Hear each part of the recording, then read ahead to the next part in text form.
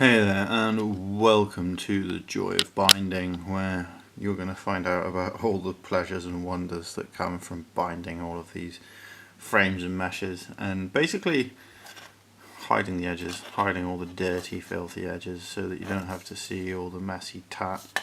And yeah, as you can see in here, there might be the odd little tear, but by the time it's painted up and cleaned up, you will end up with something like this, where as you can see, basically it makes a nice clean unit.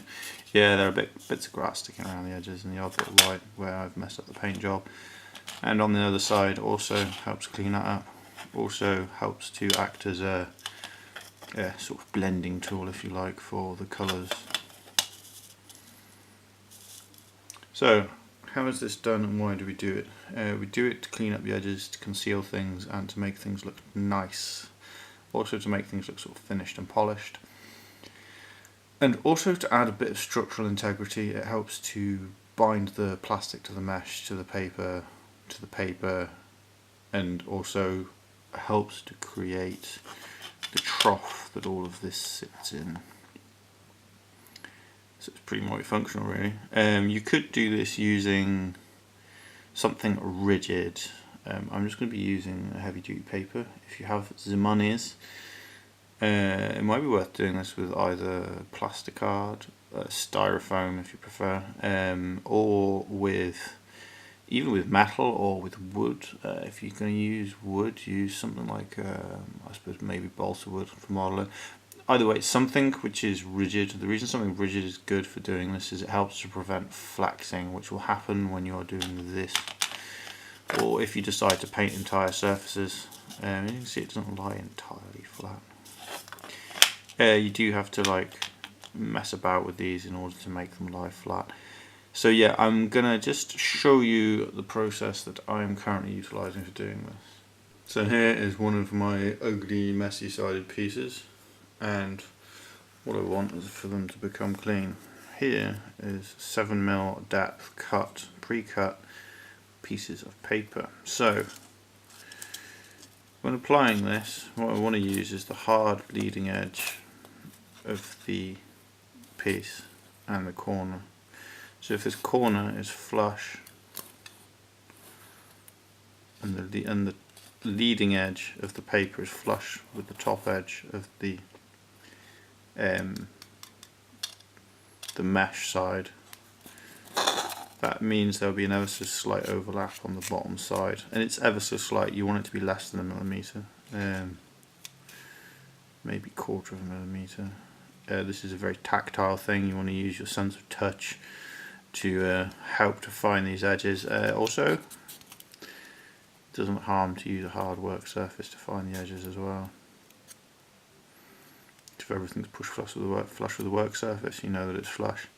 And you might notice that this barely comes over the top edge. So again, you might find that depending on what materials you're using exactly, I'm using I think 1/2 mil deep plasticard. You could use thinner plasticard or even thicker plasticard, depending on your preferences. But depending on how that's all gone, you might find that you need to cut 8mm rather than 7mm. If you prefer to have a deeper trough on the back, also cut 8mm. You don't want it to be much of a trough, it's just something to catch glue and kind of scrape the brush that you're using to make the glue so you're not wasting glue. I'm a stickler for not wasting stuff.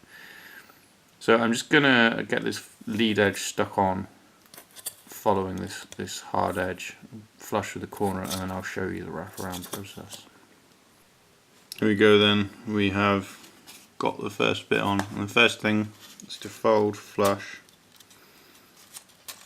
and just crimp that corner. Having done that one, you want to pull it flush, crimp the next corner. What you're trying to do is just put a slight fold into the paper so it naturally wants to sit there. By the way, you probably can't do this with plasticard unless you use very thin plasticard, which would kind of moot the point of using plasticard, or styrofoam if you prefer.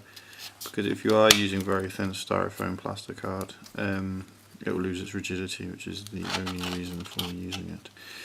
And then finally run it in C also. At this point, smash, crash. If I push against it, I'm also using the surface I'm sitting on. That gives me my flush. And pull it tight. So at no point are we sticking to the foam. If you put super glue on the foam will just melt and disintegrate. Many of you will already know this. But we will stick this final bit to the paper on the edge of the original piece that we stuck down. So that's our contact point for sealing the loop as such. When gluing, in my case I'm using super glue. Apply it liberally to these ends where you've got the mesh and the plastic. You kind of want it to essentially form an additional layer of adherence so that you're making the overall unit stronger every step of the way. Also run it across the end of the paper edge. You'll probably find yourself using far more glue than you think you need. It's fine, doesn't matter. Just wipe away any excess. You can kind of see along here where I've kind of been wiping it smooth. All the shiny bits is super glue because yeah, I use too much. That's life. So try to avoid doing that and keep it as clean as possible. So I'm going to just fold this around, get the glue on, fold this around and get it sealed up and show you what it looks like once it has been glued. And that's what I mean, we're going to use this paper edge, we'll apply glue on this. It's the only vertical, never apply it to the foam will just disintegrate. So I'll be back in a second. So here we have our binding put on and just need to trim, and to trim I haven't let it dry properly. Let's take a sharp scalpel or craft knife, trim it flush, give yourself that corner. There's one last thing. You see that there's a little bit of messiness. We're just going to get a bit of very fine grade sandpaper or glass paper if you want to be pedantic, and we're going to use this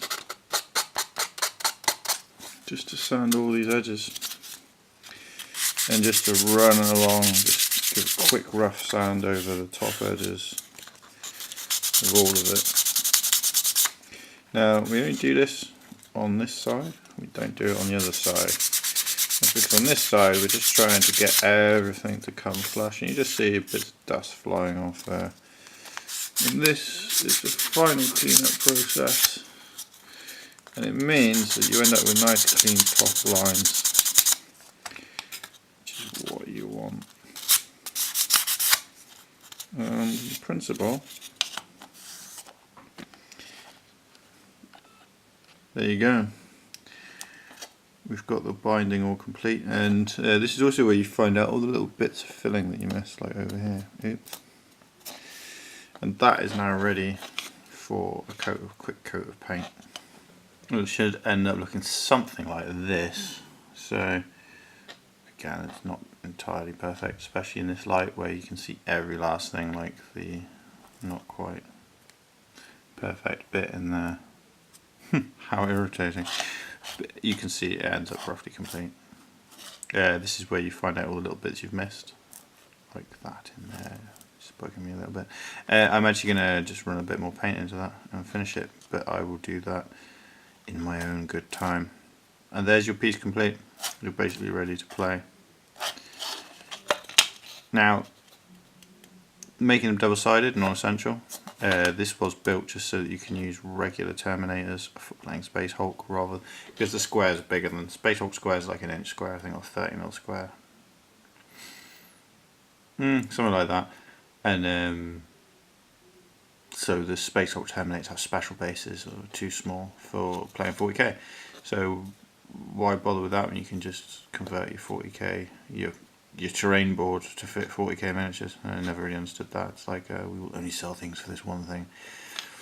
I have painted most of these top edges green, although I'm noticing a bit of missing, but it's fine. The reason to paint this now, have tried painting it afterwards, is your grass and such forth gets in the way and you end up painting grass, and it's a bit of a mess. So try and green up the top edges of this as well, because that'll help it to blend with the grass.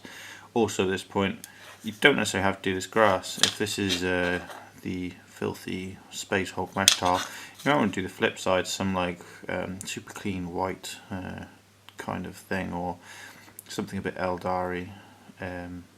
Eldari. I meant to say like Eldar, but Eldari, like a bit like Eldar. And of course they've changed the name to Eldari or whatever, Spatial, because of they wanted to be able to copyright it. Yep, there you go. I hope whatever you're making has come together really well, and that you're making all the things that you want. And I hope this has been of some interest to you, and that you're finding some kind of hints and tips of some worth here. So thank you for watching. Have a good one and take care. Bye bye.